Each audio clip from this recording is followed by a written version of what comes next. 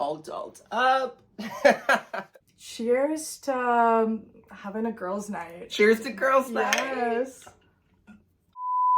Hi lovers and femmes, it's me, Ramada the Femme, and welcome to my channel. First off, can you believe that January is pretty much over and the next big thing to look forward to is Valentine's Day? And for all of us single folks, we like to celebrate, anti that. And so I thought a cool topic to talk about would be how to move on from someone, how to move on from a heartbreak, how to move on from your ex. And I thought that the perfect person to join me to discuss this is my good girlie, Elisa. Hello. How are you, babe? So good. So glad to be here. Not gonna say I'm an expert in the topic, but I have my 2 cents, which take it or leave it, but yeah. We're taking it tonight. We're taking it tonight. First things first, how to get over someone. What would be some of your tips, some of your advice? In my handful of situationships, a big thing is compatibility. Like realizing you were never truly compatible with that person. Oh my god. Can I also just say one little thing about Elisa too? She's a psychology student, so she's a future psychologist, future doctor, so she knows what she's talking about. We'll see. The first step to me to really get over someone is just fully accepting the reality of the situation, which is what exactly you just said. Maybe you weren't compatible. You just didn't match. The chemistry wasn't there. Sexually, emotionally, something was lacking, or whatever the problem was.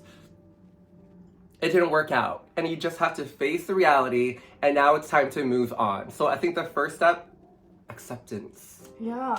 How would you say you find that reality? Because I feel especially in breaking up, you really idolize that person, and I think you really need to be grounded. If you truly cared and loved that person, then I would think that you would have tried every method, everything possible to make that relationship work. I'm so on the same page with you. Yeah. And I didn't take psychology class. Yeah. That's my thing, and I don't know, the saying of if you truly love them, let them go. But I think if you see someone and you're check, check, check, they fit all the boxes and you're kind of I don't know, long distance or something, working through certain obstacles that can be overcome, I think really pursuing them or telling them I could see myself going for you in the future. Right. Yeah, not letting them go per se. Right, yeah. And that's the thing, it's if you've really tried everything, if you went to therapy, if you took the couples trip and that didn't work out. It's you tried everything and then, okay, maybe we just have to accept the fact that, we're not meant to be. And maybe it's time to let go and move on and, set that person you love free. And if you were meant to be, maybe they'll come back. Yeah. Like you said, they might come back in the future. It might not just be the right time. How would you, in that, move on, let them go, let them be free, hopefully they'll come back. What would you do in the process of, trying to do that, yet you love them? I don't know, have you been in that situation before? I have not. Yeah, I feel like I've had to do this recently where the person that I was seeing wanted to take a break. And kind of when people they want to take a break, it is kind of like a breakup in a way, a temporary breakup. But during that time, I had 6 months where we weren't talking, we weren't seeing each other. Halfway through, I was I have to really move on now. Again, slowly accepting. And then helping me move on. Well, first of all, one of the things that was really difficult was seeing all the reminders of him, especially in my apartment. It's just oh, this is where we ate sushi. This is where we drank red wine. And sometimes even when I go buying alcohol, a certain bottle of Stop. wine No. reminds me of him. Yeah. When you walk into the LCBO, you're reminded of someone. I couldn't. At that point, like, I would stay single for the rest of my life. Like, no more ruining, like, fun shit like that. Like, I can't. But that's kind of the reality, right? And you can't help it because it's like, oh, if this was our favorite bottle of red, how can I help that, right? And it's like, do I stop drinking this bottle of red now? Yeah. And so I think one of my tips is to get rid of any physical reminder of that person, especially in your apartment. Like if you have little like trinkets and stuff that they may have left behind, or gifts that they've given to you, like a candle or a t-shirt or whatever, burn it, trash it, throw that shit out. Because you don't want to be constantly reminded of that person. Mm-hmm. And so for me, it was really hard because like all these things, like, or if you don't want to like do that extreme of like trashing it, put it away in the closet so you don't just see it all the time. Like out of sight, out of mind, right? Mm-hmm. Someone that like you break up with and you're trying to move on and they've done something like really shitty to you. Are you the type to like concoct a message of like, how dare you fucking like scum, like, or are you the type of person to like, I'm not gonna like speak my mind and you know, like he knows what he did and like I'm gonna just go find like, I don't know, inner peace. Like, I don't know. I don't know if I'm the vengeful type. Are you? No, I don't think so. But I do think like I want to speak my mind a bit, even though they don't need it. I would only do it because I think it gives me a sense of closure and just like the hope that maybe they can look back on that and be like, oh, like I know how I fucked up. And like, or just be a reoccurring theme that like, oh, this chick told me that. Now my like new chick that just like shit went and hit the fan, like, I don't know. Oh, I'm 100% agree with you on that. Letting them know, like, I think there's a way to go about things. And I think it needs to be mature. Like, I'm not talking about like cussing them out and like showing up to their house with a baseball bat. Like, that's just toxic. Yeah, like, yeah. That's a no, yeah. I don't think that's any way to get over someone, but I don't know, sending just a civil message or like, yeah. Like a final closure message. I like that. I don't want to leave the relationship without having to say everything that I want to say.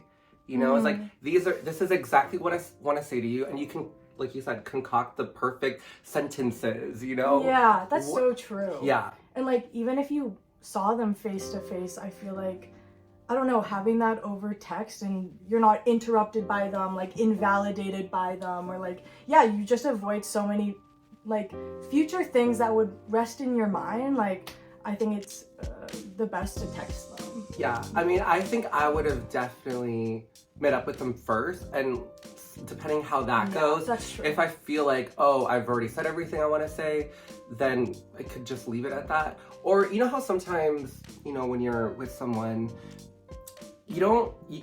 sometimes you forget what you want to say in the moment. That's so true. And then literally as soon as you walk away and like you go in the subway, it's just like, fuck, I should have said that. Yeah, the worst feeling ever. And that's where like, maybe then you can give that final text. Do you take the perspective of like, you're trying to get over someone, so you gotta get under someone? Is that you? Oh, that's you! You will fully see me under someone. Okay. Under a few people. I think, I mean, one of the biggest lessons... Wait, does it help to have more people under you to get over them? To me, it did. Okay. Okay. I think what I've learned from dating, hooking up, and everything is when someone really wrongs you, the best medicine is to find someone else even hotter.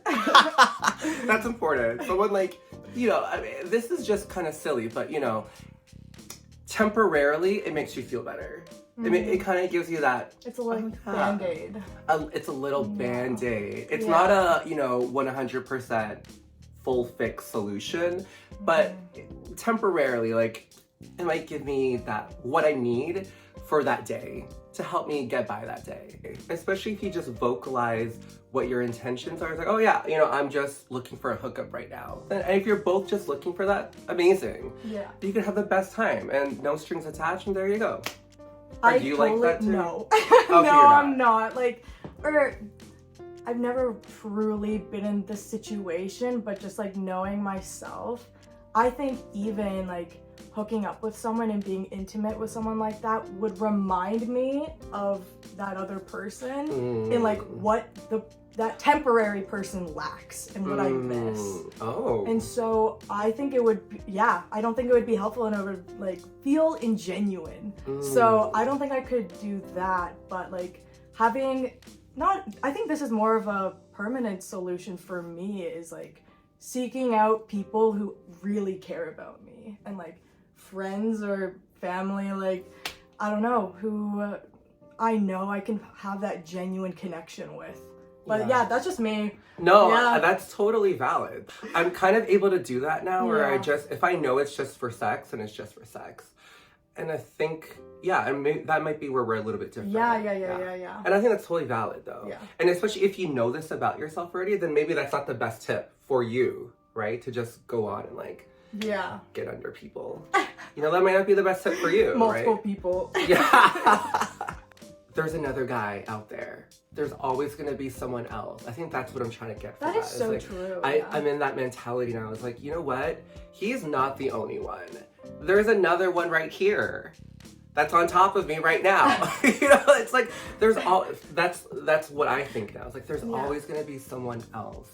I think we like forget just how many people are in the world. Like we really, I don't know, just idolize the one person that we're with and we forget that there's so many other options out there. That is so true. Like 7 billion people. Girl. 7 billion. Like, I can't. Like, it's so many. And I just like going and trying new things, new opportunities, new places, new hobbies. Yeah. Like, it's just so easy to meet new people. Of course, like, for them to check off all the boxes, you're gonna have to filter out a lot of them, unfortunately. But, like, just keeping in mind that if you were able to find it once, you can find it again. Yes.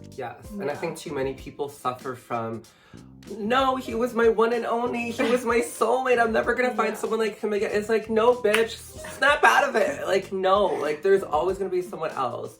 As long as you are ready, 1, 2, and put yourself out there. And I think what you just brought up, like, there's so many people in this world. Go explore, go meet new people. And that leads me to another tip of mine, which is to get out of your comfort zone. You know, do something a little bit different from, you know, what you're used to. And that could be as simple as just coloring your hair, trying on a new look, you know, just like, it could be something simple as that, just to see what comes from it. How it might change how you feel, how you feel about yourself, how you see yourself.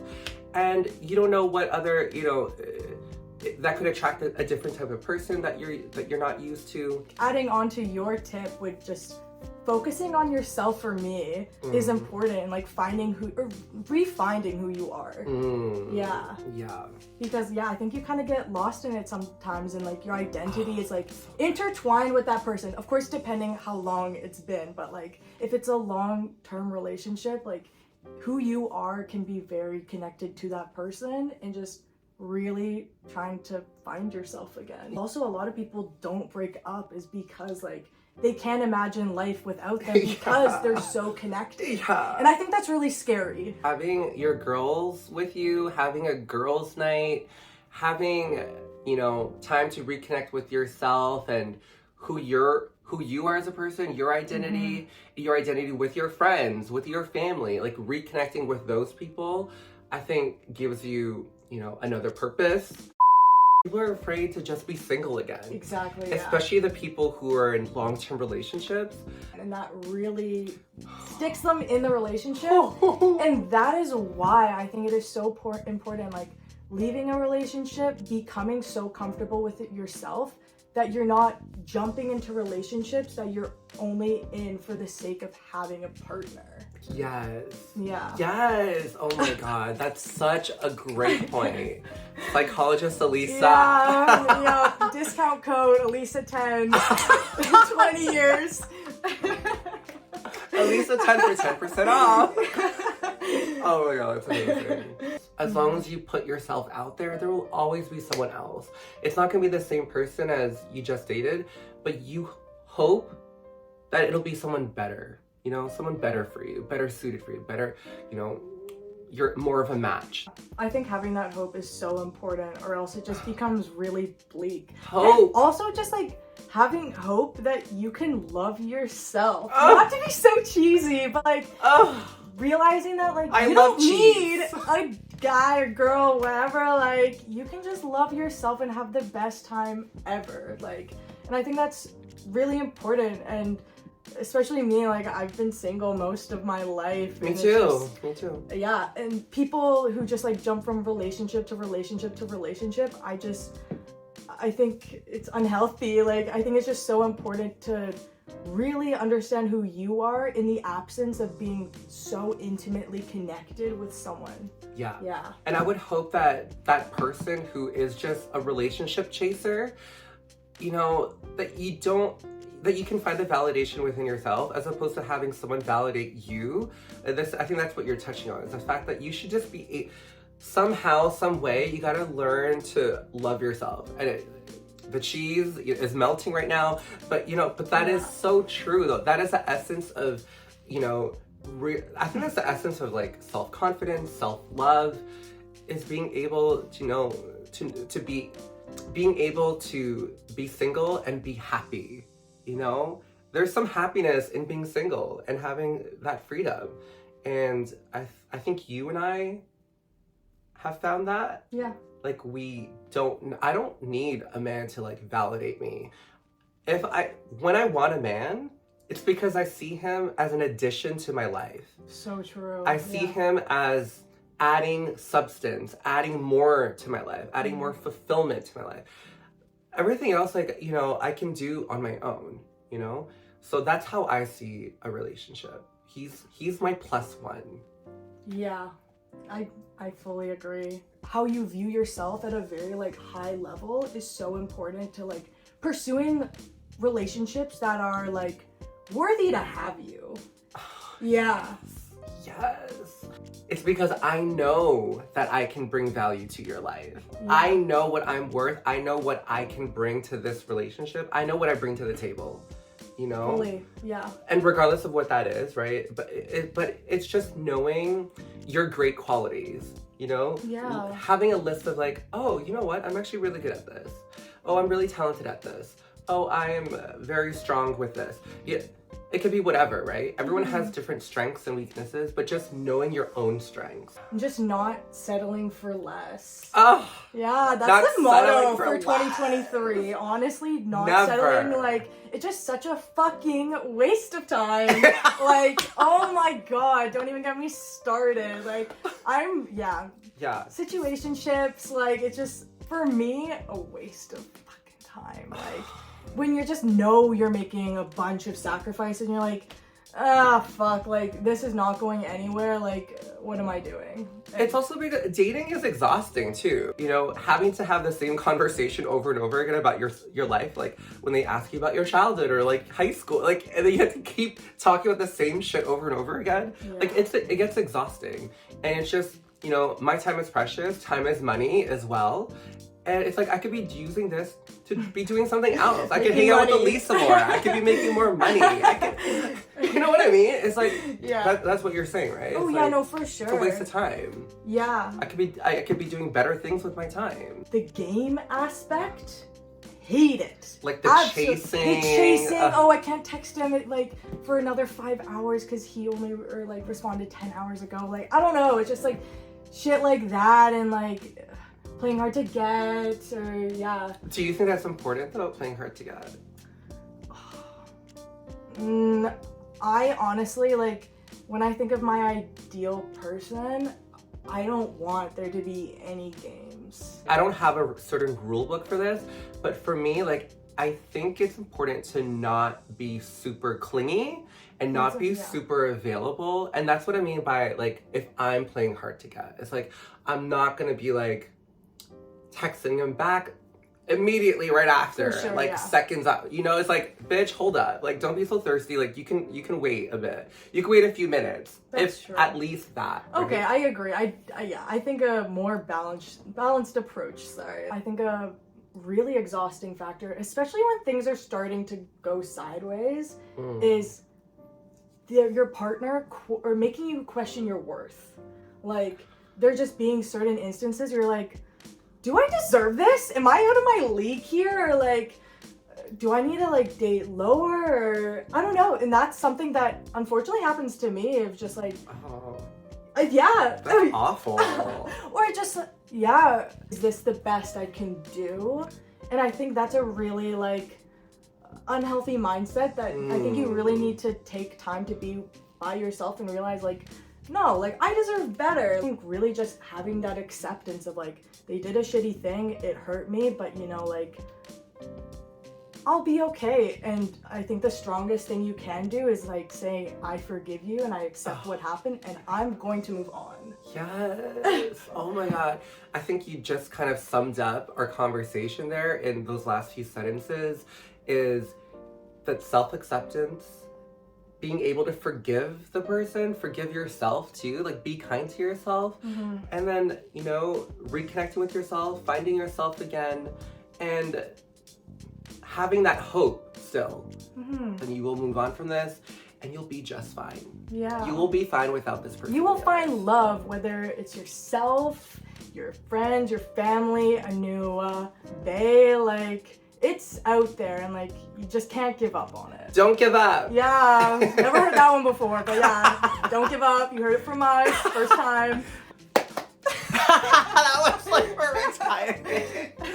I want to thank Elisa for being here today and, you know, discussing how to move on from a relationship and also just diving a little bit deeper into the psychology of relationships and dating. And, you know, I love that. I love that. This is why I was like, you know, we just had a friend's birthday party a few weeks ago, and like talking to you, I was like, oh my God, you'd be perfect on my podcast. Thank you. I feel like we also talk about this at like Popeyes at 4 a.m. Like, yeah. That's what All I facts. was reminded of. So. All facts. So I love our girl talk. And I'm so, like, obviously you guys have seen her in our vlogs together, but that's more of like us partying. It's not us like, this is us sitting down before the party. Sober, you know, this sober. time. Yeah, like. This is how we talk. I don't know the other girl. Like. Anyway, thank you so much for being on my channel, babe.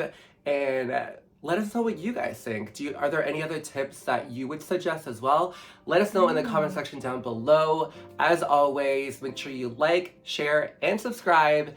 And I'll see you guys on my next video. Bye, guys. Bye. Mwah.